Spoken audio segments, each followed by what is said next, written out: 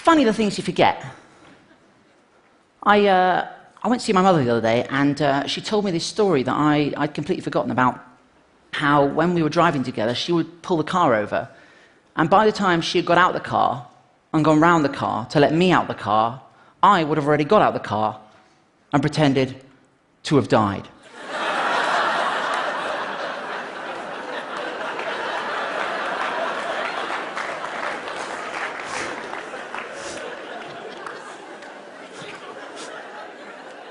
Because that's how you die. And I remembered that was a game I used to play with myself to entertain myself whenever I was bored or frustrated. Settle down. People say we live in an age of information overload, right? I don't know about that, but I just know that I get too many marketing emails. I got a marketing email from a supermarket firm, which will remain nameless for predominantly legal reasons, but which I'm going to call SafeMart. I got an email from them, and it went like this. It said, just 3 weeks until SafeMart at King's Cross opens. And I resented this, because not only do I not remember signing up to that, but I resent the fact that they appear to think that I should be excited about a shop opening. So what I did is I scrolled down to the bottom of the email, and I pressed unsubscribe. And I thought that'd be the end of it. But a week later, I got another one that said, just 2 weeks until SafeMart at King's Cross opens. And I thought, well, obviously I haven't clicked hard enough, right? So I tried it again, right? Lo and behold, a week passes, you guessed it, just 1 week until SafeMart at King's Cross opens. And here's the problem. The internet gave us access to everything, but it also gave everything access to us. You know, I think, right, it's hard enough to discriminate between the things that genuinely matter in this world and, you know, the minutiae of life without having emails about supermarket chains and Candy Crush saga.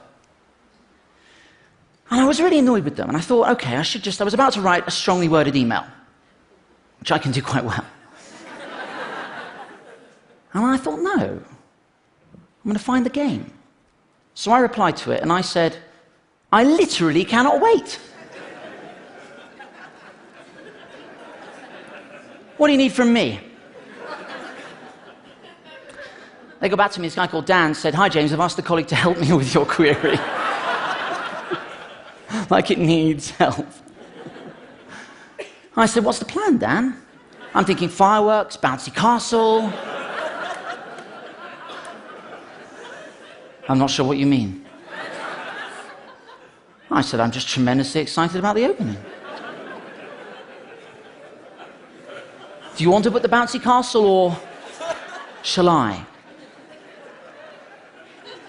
He said, I think you have misunderstood. A new store is opening, but there is no celebration plan. I said, but what was all the 3 weeks until 2 weeks until emails? I was getting excited. I'm sorry you're disappointed. I said, not to worry. Let's do something anyway. Besides, the deposit on the bouncy castle was non-refundable.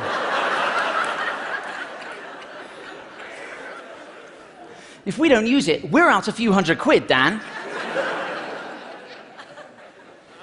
He said, Mr. Vitch, I'm not responsible for anything you have ordered. I said, let's not get into who did what. Bottom line, you and I are in this together.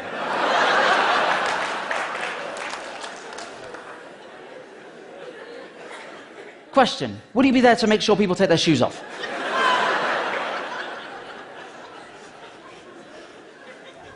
And I'll be honest, then my relationship with Dan deteriorated somewhat, because the next email I got was this: thanks for your email, your case number is... Oh, it's outrageous. I said, Dan? And I was just like, this is... And I said, Dan! And he just kept going, and I thought, this is terrible, all I'm doing is collecting case numbers. I said, D-Dog? The store is now open. I said, but Dan, he must have wondered why there was no bouncy castle. And then we were back to this. And that might have been the end of the story. But I remembered that anything, everything, even something as mundane as getting out of a car, can be fun if you find the right game. So, this is what I replied.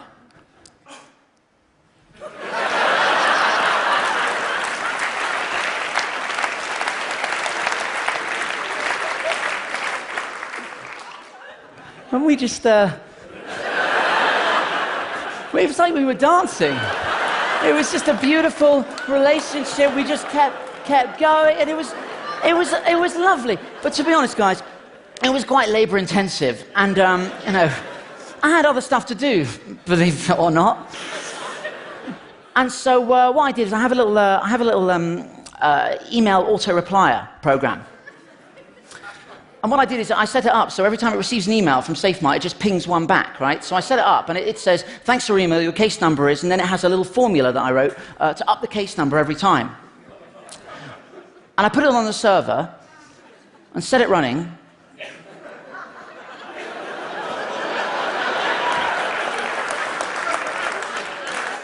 I'll be honest, guys, then I forgot about it. I checked back on it the other day, and it appears there being a number of emails going back and...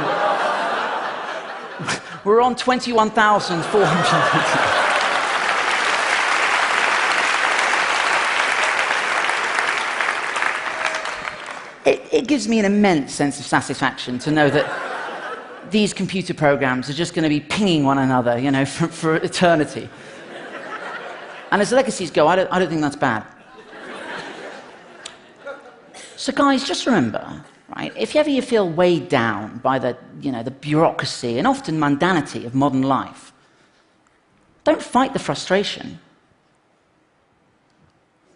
Let it be the catalyst for whimsy.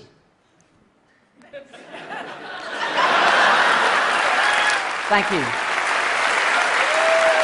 Thank you, guys.